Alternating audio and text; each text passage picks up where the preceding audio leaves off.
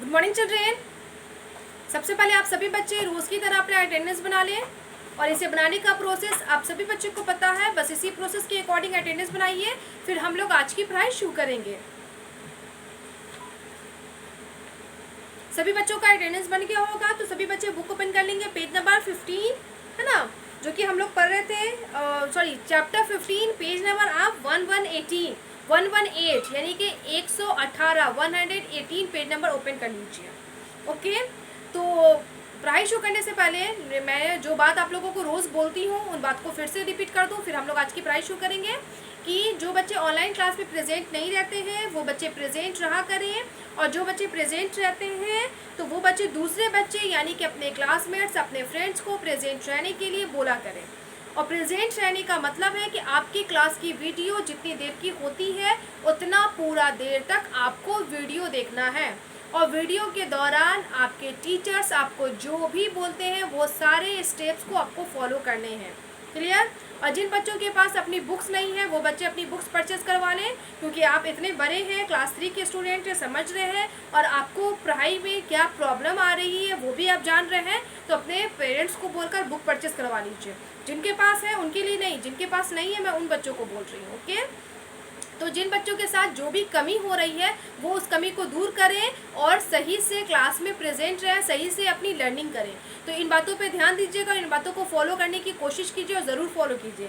चलिए हम पढ़ाई शुरू करते हैं। तो हम लोग क्या पढ़ रहे थे? मुंबई के बारे में। ओके, मुंबई भी क्या है? महानगरी है, शहर है, जिसे हमारे भारत देश का फाइनेंशियल कैपिटल सेंटर बोलते हैं। ओके, मतलब ऐसे अगर कैपिटल है तो वो तो दिल्ली है, लेकिन आर्थिक स्थिति में अगर आर्थिक स्थिति के दौरान हम देखें तो मुंबई को कैपिटल कहा जाता है इंडिया का। ओके, तो आप जानते ही हैं मुंबई को किसने बसाया? तो फिशरमैन ने, बाद में पुर्तगालीज ने इस पर कब्जा करके इसे शहर में तब्दील किया और उसने क्या नाम रख दिया था बॉम्बेया, जिसका मतलब होता था गुड बाय। ओके, फिर उन्होंने इंग्लैंड के राजा को दे दिया और इंग्लैंड के राजा ने इसे विकसित किया। और आप जानते ही हैं मुंबई को फाइनेंशियल कैपिटल कहते हैं। मुंबई में मराठी और कोंकणी लैंग्वेज बोली जाती है। वहाँ का क्लाइमेट और लोकेशन क्या है? तो मुंबई है ना, वेस्टर्न कोस्ट में बसा हुआ है, मतलब भारत देश के अरेबियन सी के किनारे यानी कि पश्चिमी तट पर बसा हुआ है मुंबई शहर। और इसका जो क्लाइमेट है मॉडरेट रहता है, ना ही बहुत कम ना ही बहुत ज़्यादा। वहाँ ना ही बहुत ठंडी पड़ती है ना ही बहुत गर्मी पड़ती है। और जब मानसून सीज़न रहता है तो वहाँ भारी वर्षा होती है। और जब समर में, जब मानसून सीज़न आने वाला होता है, मतलब गर्मी का जो मौसम है वो ख़त्म होने वाला रहता है, तो काफ़ी गर्मी यानी हल्की सी गर्मी रहती है और नमी जैसा, चिपचिपा जैसा रहता है। और मुंबई क्या है? महाराष्ट्र का कैपिटल है, इसलिए जितने भी महाराष्ट्र में, मतलब मुंबई में या महाराष्ट्र के जितने भी ऑफिसेज हैं, कार्यालय हैं, या गवर्नमेंट का जो भी मीटिंग होता है, फंक्शन होता है, सब कहाँ होता है? मुंबई में ही होता है। ओके, अब पेज नंबर नेक्स्ट है। हमने उसके बाद क्या पढ़ा था? इंडस्ट्रीज़। मुंबई में बहुत बड़े बड़े इंडस्ट्रीज़ हैं जो कि वहाँ के लोगों को या हमारे भारत देश के लोगों को उद्योग या काम करने के लिए, रोज़गार देने के लिए बहुत अच्छा ऑप्शन है। मुंबई में सबसे बड़ा कॉटन टेक्सटाइल मिल है। उसके बाद क्या क्या कंपनी है? केमिकल प्रोडक्ट्स है, इंजीनियरिंग गुड्स है, इलेक्ट्रॉनिक गुड्स है, शिप बिल्डिंग है, ऑटोमोबाइल्स है एंड फूड प्रोसेसिंग है। इस तरीके का क्या है वहाँ पे? मतलब कारखाना है, इंडस्ट्री है। उसके बाद मुंबई में जो बॉम्बे हाई है वो जो मुंबई से 160 किलोमीटर की दूरी पे है, तो वहाँ क्या है? हमारे भारत देश के सबसे बड़ा पेट्रोलियम फील्ड्स है। ओके, उसके बाद प्लेसेस ऑफ इंटरेस्ट। मुंबई में घूमने की जगह है ना, जानकारी हासिल करने की जगह है ना, मन बहलाने की जगह बहुत सारी है। जैसे सबसे मोस्ट इम्पॉर्टेंट है गेटवे ऑफ इंडिया, जो कि अरेबियन सी के किनारे है, समुद्र के किनारे है, और वहाँ पे समुद्र के रास्ते से जो भी आते हैं तो वो मुंबई शहर में दाखिल होने के लिए इस गेटवे ऑफ इंडिया से आते हैं।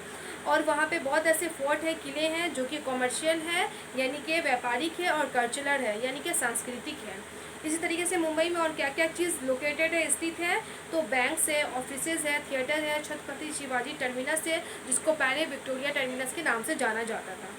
मुंबई में बहुत सारी बीचेज़ है यानी कि समुद्र के किनारे ऐसी बहुत सारी जगह है जहाँ पे लोग घूमते हैं, आनंद ले सकते हैं। वो कौन कौन है? चौपाटी, जुहू, वर्सोवा, गिरगांव चौपाटी, मैरीन है ना, ये सब है। उसके मैरीन ड्राइव जो है एक बहुत अच्छा लोकेशन है जहाँ पे अरेबियन सी का व्यू देखने को मिल सकता है। मतलब अरेबियन सी का अगर दृश्य आप देखना चाहते हैं तो मेरीन ड्राइव चले जाइए। और उस मेरीन ड्राइव को कहा गया है कि एक रानी का चमकता हुआ मोती का हार है, क्योंकि रात के समय में मेरीन ड्राइव बहुत खूबसूरत लगता है। वहाँ पे लाइट पड़ती है सभी के घरों में, और उस लाइट का रिफ्लेक्शन पानी में होता है, जो कि इतना अच्छा लगता है कि मेरीन ड्राइव को कहा गया है कि एक रानी का मोती का चमकता हुआ हार है। ओके, और मेरीन ड्राइव पे आपको हॉर्स कैरेजेस मिलेंगे, यानी कि आपको रथ मिलेगा जो घोड़े की सवारी, घोड़े के द्वारा चलता है, और उस रथ पे बैठ के लोग क्या करते हैं, मेरीन ड्राइव को घूमते हैं और वहाँ के दृश्य का आनंद लेते हैं। उसके बाद इस तरीके से और भी प्लेसेस ऑफ इंटरेस्ट है, जैसे प्रिंस ऑफ वेल्स म्यूजियम है, नेहरू प्लानिटेरियम है, त्रिपुरविला एक्वेरियम है, कमला नेहरू पार्क है, संजय गांधी नेशनल पार्क है, मालाबार हिल्स है, नरीमन पॉइंट है, हैंगिंग गार्डन्स है, जहांगीर आर्ट गैलरी है। ये कुछ ऐसे स्पॉट्स है, जगह है जहाँ पे पर्यटक घूमने आते हैं और आनंद लेते हैं। उसके बाद क्या है, इजल वर्ल्ड है, जो कि एक बहुत बड़ा अम्यूजमेंट पार्क है, यानी कि मनोरंजन दिलचस्प पार्क है। ओके, जहाँ पे मिनी राइडिंग्स होती है, थ्रिलिंग राइड्स एंड क्या होते हैं, स्लाइड्स हैं वहाँ पे, है ना। लोग रोमांचिक, है ना, क्या करते हैं, राइड्स और स्लाइड्स करते हैं, मतलब सवारी करते हैं, स्लिप करते हैं, इस तरीके से। उसी तरीके से एलिफेंटा केव है, जो मुंबई से 10 किलोमीटर की दूरी पे है। उसके बाद क्या है, 4 रॉक का टेम्पल है, जो कि लॉर्ड शिवा को समर्पित किया गया है। और वो जो केव है, वो जो गुफा, वो जो टेम्पल है, वो इसलिए फेमस है कि उसकी जो नक्काशी है, यानी कि पत्थरों पे जो नक्काशी की जाती है, चित्र की जाती है, इसकी वजह से वो काफ़ी फेमस है। इसी तरीके से मुंबई में रिसर्च सेंटर भी बहुत सारे, कॉलेजेस, इंस्टीट्यूशन बहुत सारे हैं, जैसे BARC यानी कि Bhabha Bhabha automatic research centre है। उसके बाद Tata institute of fundamental research है, इंडियन इंस्टीट्यूट ऑफ टेक्नोलॉजी है। ये सब बहुत ऐसे क्या है, मतलब इंस्टीट्यूट है जहाँ पे बच्चे पढ़ाई कर सकते हैं, रिसर्च कर सकते हैं। उसके बाद मुंबई को इसलिए भी मुंबई फेमस है क्योंकि मुंबई हिंदी फिल्म इंडस्ट्रीज का एक दुनिया है, वहीं से ज़्यादातर फिल्म बनती है हमारे भारत देश की, यानी कि बॉलीवुड की। और आपने जाना ही कि आदित्य और प्रकृति अपने पापा से जो बात करते हैं संडे के दोपहर में, तो उसके पापा शूटिंग के बारे में बताते हैं कि उसके पापा ने शूटिंग देखा था अपने फ्रेंड के साथ मुंबई जब गए थे, तो उसके फ्रेंड अंकल जो थे वो क्या थे, फिल्म प्रोड्यूसर थे, तो उन्होंने शूटिंग दिखाया था। तो वो उसके पापा बताते हैं कि हमने शूटिंग देखा और शूटिंग के दौरान हमें क्या क्या परेशानी आई, और लोग कहते हैं कि जो एक एक्टर है इतने पैसे वाला होता है, लोग उसको जानते हैं, तो किसी भी काम के पीछे उसका क्या होता है, लगन होती है, उसकी मेहनत होती है। अगर हम मेहनत करेंगे, लगन से वो काम करेंगे और बखूबी करेंगे, तो हमें उसका अच्छा रिजल्ट मिलेगा। जैसे एक एक्टर है, इतना फेमस है, इतना पैसा क्यों है, तो वो मौसम नहीं देखता, गर्मी ठंडी नहीं देखता, अपने काम के प्रति लगन देखता और डट कर अपना काम करता है, जिस वजह से उसे इतना शोहरत और इतनी प्रसिद्धि और इतना पैसा मिलता है। अब है प्लेसेस ऑफ वर्शिप, जैसे दिल्ली में जैसे कि आपने जाना था कि दिल्ली में बहुत सारे प्लेसेस ऑफ वर्शिप हैं, उसी तरीके से मुंबई में भी बहुत है। जैसे सबसे बड़ा जो टेम्पल है मुंबई में, जो सबसे फेमस है, वो क्या है, श्री सिद्धि विनायक टेम्पल, जो काफ़ी फेमस है, आप देख सकते हैं पिक्चर में। उसके जहाँ पे लॉर्ड गणेश की पूजा की जाती है। और उसके बाद हाजी अली दरगाह है, आप लेफ्ट साइड यहाँ देख सकते हैं, राइट साइड में पिक्चर किसका है, श्री सिद्धि विनायक टेम्पल का है, इधर हाजी अली दरगाह है। तो लोग दरगाह पे जाते हैं, मुस्लिम है ना लोग, या बहुत सारे ऐसे धर्म के लोग भी जाते हैं दरगाह पे जो मन्नत मांगते हैं। और यहाँ पे है है ना कैथेड्रल ऑफ संत थॉमस का क्या चर्च है, जो कि मुंबई में पहला चर्च कब बना था, तो 1718 में, यानी कि 1718 ईस्वी में बना था, जिसका नाम था, जो फर्स्ट चर्च बना था मुंबई में उसका नाम था एंग्लिकन चर्च। वो पहला चर्च बना था 1718 ईस्वी में। उसके बाद फूड्स, जो मुंबई का जो कॉमन फूड सब है, जो वहाँ के लोग खाते हैं, भेल पूरी पाव भाजी, ये डिलीशियस होता है। वड़ा पाव भी वहाँ बहुत चलती है महाराष्ट्र में, और वहाँ एक स्वीट डिश भी बनती है जिसको श्रीखंड कहते हैं। और नीचे क्वेश्चन था, आपको ओरल क्वेश्चन था कि मैंने उसको बोला भी था, आंसर कल बताया भी था कि shrikhand is the sweetened form of a dairy product name it. Shrikhand जो होता है एक दूध के ही चीज़ से बना होता है, लेकिन वो मीठा होता है। किस चीज़ से बना होता है उसका नाम बताना था। तो जो श्रीखंड होती है ना, वो दही से बनती है। ओके, तो दूध के ही आइटम से, दूध से ही दही बना, दही से श्रीखंड बनाया जाता है, प्रोसेस है। अब हम पढ़ेंगे मुंबई के फेस्टिवल के बारे में। ओके, चलिए हम पढ़ाई शुरू करते हैं। तो बुक वाले बच्चे बुक पे उंगली रखेंगे, नोटबुक वाले जिनके पास बुक नहीं है वो बच्चे मेरी तरफ ध्यान से देखेंगे भी और मेरी बातों को सुनेंगे भी। Ganesh Chaturthi is the most important festival of Mumbai. Mumbai का सबसे महत्वपूर्ण फेस्टिवल कौन है? गणेश चतुर्थी। आप जानते हैं ना, देखिए फेस्टिवल तो हर धर्म के लोग धर्म के अकॉर्डिंग मनाते हैं, लेकिन हमारे राज्य के अनुसार भी फेस्टिवल फेमस है। जैसे बिहार का छठ पूजा काफ़ी फेमस है, बंगाल का दुर्गा पूजा काफ़ी फेमस है जिसको हम लोग दशहरा बोलते हैं। उसी तरीके से है ना, गणेश चतुर्थी महाराष्ट्र का काफ़ी फेमस है। ह्यूज क्या है? Huge procession with the idols of lord Ganesh are taken out with joy and devotion and immersed in the sea. बोल रहा है जब गणेश चतुर्थी आती है तो लोग है ना ह्यूज प्रोसेशन यानी कि बहुत लंबी जुलूस निकालते हैं, बहुत बड़ी जुलूस निकालते हैं, प्रोसेस शोभा यात्रा निकालते हैं with the idols of Ganesh, Lord Ganesh है ना, जो जिसमें लॉर्ड गणेश जो देवता वाला गणेश देवता है उनकी मूर्ति बनाकर निकालते हैं। देखिए होंगे आप लोग पिक्चर में, इसी तरीके से लोग है ना अपनी श्रद्धा पूजा आराधना करते हैं और लॉर्ड गणेश का क्या आइडल निकालते हैं, मूर्ति निकालते हैं शोभा यात्रा में विथ जॉय, बहुत ही आनंद के साथ, एंड डिवोशन और भक्ति भजन करते हैं, एंड इम्प्रेस्ड इन द सी, और समुद्र में उनको है ना क्या कर देते हैं? विसर्जन कर देते हैं, डुबा देते हैं, विसर्जन कर देते हैं इस तरीके से। तो आप मुंबई में वैसे सारे फेस्टिवल्स को सेलिब्रेट किए जाते हैं क्योंकि सभी धर्म के लोग वहाँ रहते हैं, और दूसरी बात ये कि हर राज्य के लोग रहते हैं, लेकिन जो वहाँ का मेन फेस्टिवल है वो क्या है? तो वो मेन फेस्टिवल गणेश चतुर्थी है। अब है ट्रांसपोर्ट की। मुंबई शहर में एक जगह से दूसरी जगह यात्रा करने के लिए हमें कौन कौन से व्हीकल्स का इस्तेमाल करना है वो है। तो Mumbai was a very good transport system. Mumbai का जो ट्रांसपोर्ट सिस्टम है, यातायात करने का जो प्रणाली तरीका है वो बहुत अच्छा है, बहुत ही अच्छा है। Mumbai travel by the best buses and local trains run by the Mumbai suburban railway, है ना। मुंबई में बेस्ट बसेस चलती है, अच्छी बस चलती है, और वहाँ की जो लोकल ट्रेन है यानी कि मुंबई ही शहर में एक जगह से दूसरी जगह जाने के लिए लोकल ट्रेन का इस्तेमाल किया जाता है जिसको मुंबई सबर्बन रेलवे कहते हैं। Okay, taxis, auto rickshaws and ferries are other means of transport. Okay, Mumbai में टैक्सीज चलती है, ऑटो रिक्शा यानी कि ऑटो जिसको हम लोग बोलते हैं, फेरीज यानी कि नाव चलता है। मुंबई में ही यात्रा करने की एक अच्छी साधन है। Mumbai is connected with other parts of the country by air, rail and road.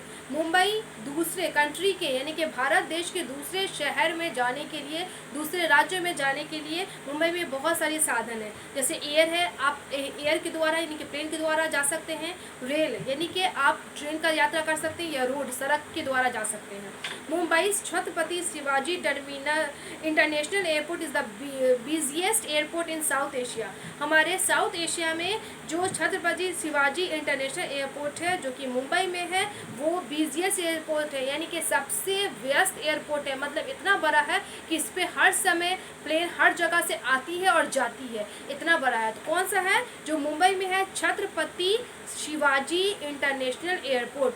और ये टर्मिनस का भी नेम है, छत्रपति शिवाजी टर्मिनस भी है यानी कि रेलवे स्टेशन भी है, और ये एयरपोर्ट का भी नेम है। मतलब अलग से एयरपोर्ट है तो उसका ये नाम भी सेम है। ओके, याद रखिएगा। जो सबसे साउथ एशिया का सबसे बिजिएस्ट एयरपोर्ट है, यानी कि यहाँ से अदर कंट्री का प्लेन आता भी है, जाता भी है, और हमारे ही कंट्री में अलग अलग पार्ट में जाने के लिए भी यहाँ से हम जा सकते हैं अगर मुंबई में है तो हमने ये चैप्टर पढ़ लिया। चैप्टर में हमने क्या क्या मोस्ट इंपॉर्टेंट पॉइंट्स हमें जानने थे, सीखने थे, वो था क्यों लुक में देखिए, Mumbai is the capital of Maharashtra. आप सभी बच्चे जानते हैं कि मुंबई कैपिटल है किसका? महाराष्ट्र का। It is located on the west coast of India. ये भारत के पश्चिमी तट पे बसा हुआ है। Mumbai is called the financial capital of India. Mumbai आर्थिक स्थिति में हमारे भारत देश की राजधानी है। There are many industries located in India. Delhi में बहुत सारे कारखाने, मुंबई में बहुत सारे कारखाने, उद्योग व्यवस्था है। The climate of Mumbai is neither too hot nor too cold. और मुंबई का जो क्लाइमेट है ना ही बहुत गर्म है ना ही बहुत ठंडा होता है। Mumbai has many beaches and it's famous for the Indian film industries. Mumbai में बहुत सारी बीचेज है, समुद्र का किनारा है, और जो मुंबई फेमस है, प्रसिद्ध है अपने हिंदी फिल्म इंडस्ट्रीज़ के कारण, इंडियन फिल्म के कारण, यानी कि यहाँ जो बॉलीवुड की फिल्में बहुत बनती है वो है। अब जो है वर्ड पावर, उस वर्ड पावर को आपको देखना है। ओके, तो सभी बच्चे वर्ड पावर को देख लेंगे कि वर्ड पावर क्या है। तो वर्ड पावर में है बीच। बीच का मतलब क्या होता है? The sandy area on the sea coast, यानी कि सी कोस्ट, समुद्र के किनारे, समुद्र के तट पे जो बलुआई जगह होती है उस जगह को बीच बोलते हैं। उसके बाद है मॉडरेट। मॉडरेट का मतलब neither too hot not too cold, ना ही बहुत गर्म ना ही बहुत ठंडा। उसके बाद एक्वेरियम। एक्वेरियम क्या है? ए टैंक टू कीप फिश। एक टैंक होता है, एक टंकी होता है जिसमें मछलियों को रखा जाता है, और वो शीशे का बना होता है। ओके, तो चलिए इस चैप्टर का कुछ वर्ड मीनिंग कर लेते हैं जितना होता है, और बाकी वर्ड मीनिंग देखा जाएगा। ओके, तो चलिए सभी बच्चे नोटबुक ओपन कर लें, और नोटबुक ओपन करने के बाद आपको क्या ध्यान देना है कि चैप्टर 14 का आपने नोटबुक में जो भी चीज़ लिखा है, तो उस लिखे हुए पेज में अगर 3 से ज़्यादा लाइन बच रही है तो आप बच्चों को उस पेज का इस्तेमाल करना है, और जिनके नोटबुक में 3 या उससे कम लाइन है उस लिखे हुए पेज में, वो बच्चे उस पेज को छोड़ के न्यू पेज का इस्तेमाल करेंगे। ओके, हाफ पेज वाले बच्चे क्या करेंगे, तो जो चीज़ लिखा हुआ है उसके नीचे स्केल की हेल्प से लाइन खींच देंगे। उसके बाद में एक लाइन में डेट चैप्टर रिमेंबर, दूसरी लाइन में हेडिंग, और तीसरी लाइन से लिखना शुरू कर देंगे। और न्यू पेज वाले बच्चे तो डेट चैप्टर रिमेंबर को नोटबुक में सबसे ऊपर फर्स्ट लाइन में हेडिंग और सेकंड लाइन से लिखना शुरू कर देंगे।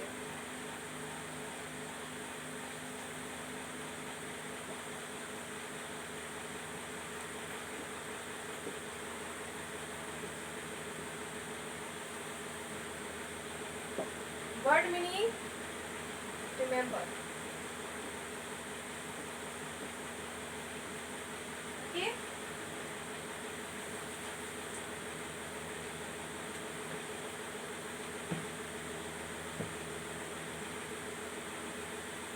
फर्स्ट है ORIGINALLY, ओरिजिनली। ओरिजिनली मीन्स प्रारंभ में।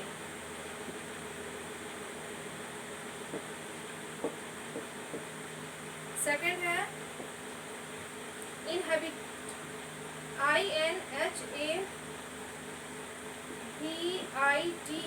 इनहेबिटेड। इनहेबिटेड मीन्स बसा हुआ।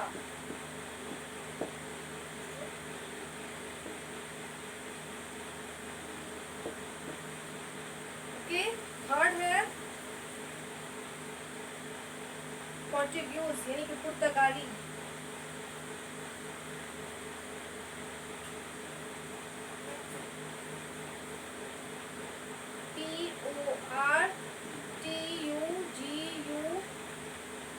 PORTUGUESE, पुर्तगीज मीन्स पुर्तगाली।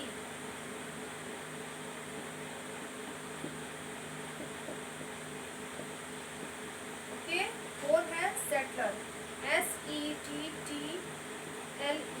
सेटलर मीन्स निवासी या नया बसा हुआ। नया बसा हुआ। ओके, तो हमारा 4 ही एटा है मेरा, तो मैं लिखना बंद करके आपको समझा रही हूँ, तो सभी बच्चे ध्यान देंगे। ओके, तो यहाँ पे पहला क्या है? Originally, ORIGINALLY।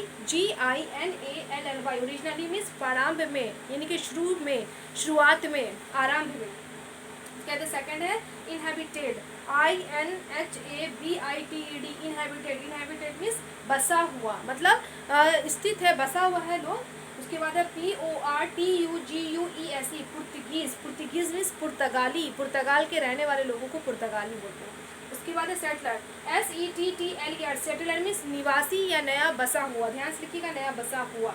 तो फिर से मैं बोल दूँ, ओरिजिनली। ओरिजिनली मीन्स प्रारंभ में। इनहेबिटेड, इनहेबिटेड मीन्स बसा हुआ। पुर्तगीज, पुर्तगीज मीन्स पुर्तगाली। सेटलर, सेटलर मीन्स निवासी या नया बसा हुआ। अब राइट करते हैं, नेक्स्ट वर्ड वो लिखाएंगे।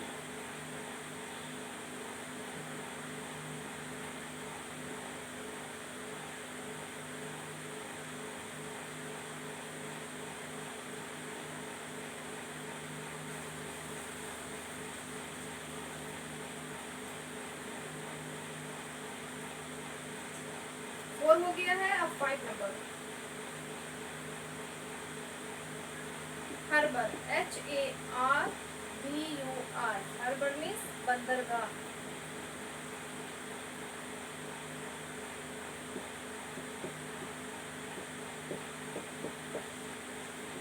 या शरण देना।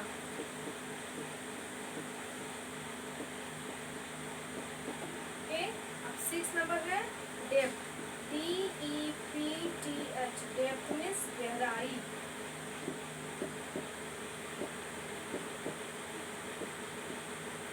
उसके बाद 7 नंबर कोस्ट,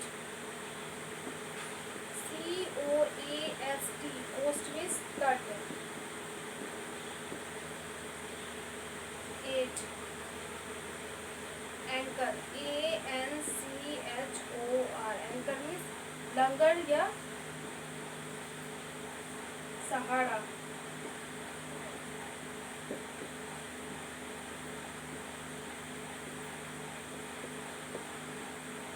तो ये हमारा 8 वर्ड है। फिर से एक बार वैसे मैं लिखना बंद करके आपको समझा दे रही हूँ, तो सभी बच्चे ध्यान से समझ लें। क्या है हर्बर, HARBOUR, हर्बर। हर्बर मीन्स बंदरगाह या शरण देना। शरण मतलब किसी को जगह देना, आश्रय देना, है ना, रखना। Depth, DEPTH, depth. Depth means गहराई। COAST, coast. कोस्ट मीन्स तट यानी कि समुद्र तल, है ना, नदी का किनारा, समुद्र का किनारा। ANCHORE, anchor. एंकर मीन्स लंगर या सहारा। ओके, फिर से एक बार बोल दूं, हर्बर। हर्बर मीन्स बंदरगाह या शरण देना। डेप्थ, डेप्थ मीन्स गहराई। कोस्ट, कोस्ट मीन्स तट। एंकर, एंकर मीन्स लंगर या सहारा। अब मैं इसे वाइप कर रही हूँ, नेक्स्ट वर्ड और वो दिखा दूँ।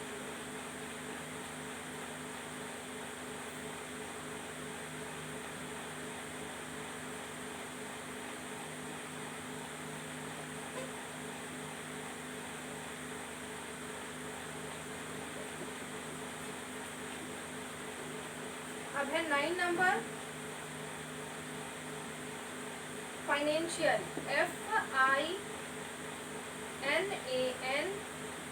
FINANCIAL, financial. फाइनेंशियल मीन्स आर्थिक या वित्तीय।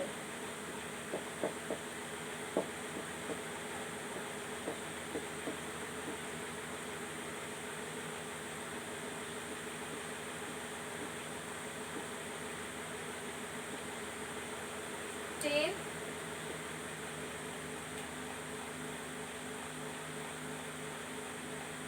Moderate, MODERATE, moderate. Moderate means मध्यम या कम होना।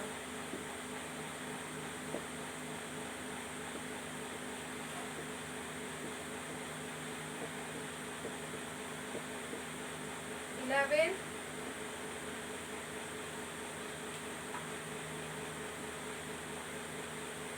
ये जेड तो जानते हैं, मनोहर या Bhavna. Textile, TEXTILE, textile. Textile means कपड़ा,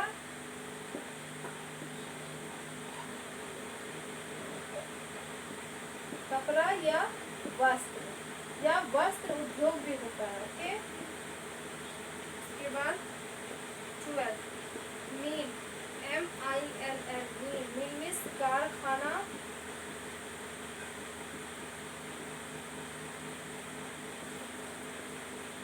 या चक्की।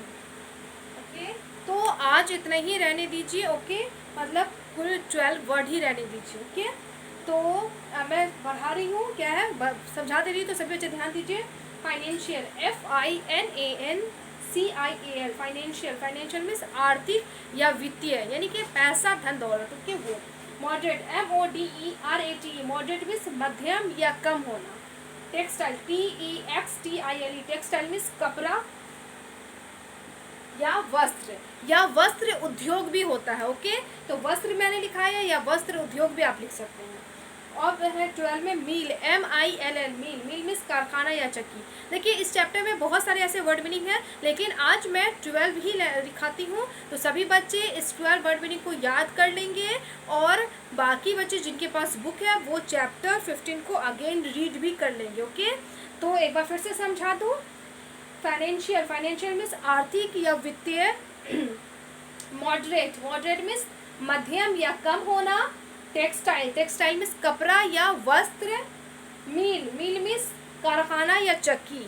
ओके तो आपका होमवर्क क्या है, remember word meaning of chapter 15। Chapter 15 का वर्ड मीनिंग आपको याद करना है, और जिन बच्चों के पास बुक है तो उनके लिए है अगेन रीड चैप्टर 15। चैप्टर 15 को फिर से पढ़ लीजिएगा। ओके वर्ड मीनिंग याद करने के बाद, ज़्यादा वर्ड मीनिंग मैंने आज लिखाया नहीं है, सिर्फ 12 ही लिखाया, 12 ही लिखाया है। ओके तो आप सभी बच्चे जानते ही हैं कि जब मैं क्लास को एंड करती हूँ, स्टॉप करती हूँ, तो उस समय मैं एक गुड हैबिट टिप देती हूँ। तो अब मैं अपने क्लास को स्टॉप करने जा रही हूँ, तो एक गुड हैबिट टिप है जो कि एट होम के लिए है, मतलब घर के लिए। वो क्या है, keep your toys in place after playing. बोला keep your toys in place after playing, खेलने के बाद अपने खिलौनों को जगह पे रख दीजिए। कहने का मतलब है कि खिलौना आपके घर में हर एक चीज़ का जगह बना हुआ है। जैसे घर में कपड़ा रखने का अलग जगह है, बैग रखने का अलग जगह है, किचन का सामान रखने का अलग जगह है, उसी तरीके से खिलौना रखने का भी अलग जगह है। तो मैंने आपको प्रीवियस क्लास में ही बताया था कि हमें अपना काम खुद ही करना चाहिए। उसी में मैंने बोला था कि अपनी चीज़ों को जगह पे रखनी चाहिए। ओके तो यहाँ पे है खिलौना, तो खेलने के बाद अपने खिलौनों को जगह पे रख दीजिए। उससे क्या होगा, तो उससे मम्मी की मदद हो जाएगी। कैसे, तो आप अपना खिलौना जगह पे रखिएगा तो मम्मी वो काम नहीं करेगी। दूसरा काम क्या होगा, तो अगर आप खेल के आज जगह पे रख देते हैं तो नेक्स्ट डे भी आपको वो सामान, वो चीज़ उसी जगह से मिलेगी। अगर आप खेलने के बाद उस सामान को ध्यान ना दो, इधर उधर फेंक दो, तो जब आपको ज़रूरत पड़ेगी तो वो सामान नहीं मिलेगा। इसीलिए मैं कह रही हूँ कि खेलने के बाद खिलौनों को उसके जगह पे रख दीजिए। तो आप सभी बच्चों को कौन सा गुड हैबिट फॉलो करना है, keep your toys in place after playing. तो इन गुड हैबिट टिप को फॉलो कीजिए। उसके बाद जो मैंने होमवर्क दिया है, यानी कि रिमेंबर जो है ना, remember word meaning of chapter 15, chapter 15 का वर्ड मीनिंग याद कीजिएगा। 12वीं वर्ड मीनिंग आज लिखाया है, नेक्स्ट क्लास में बाकी वर्ड मीनिंग लिखा दूंगी, और बुक को रीड भी कर लीजिएगा, चैप्टर 15 को अगेन रीड भी। आज के लिए इतना ही, थैंक यू ऑल।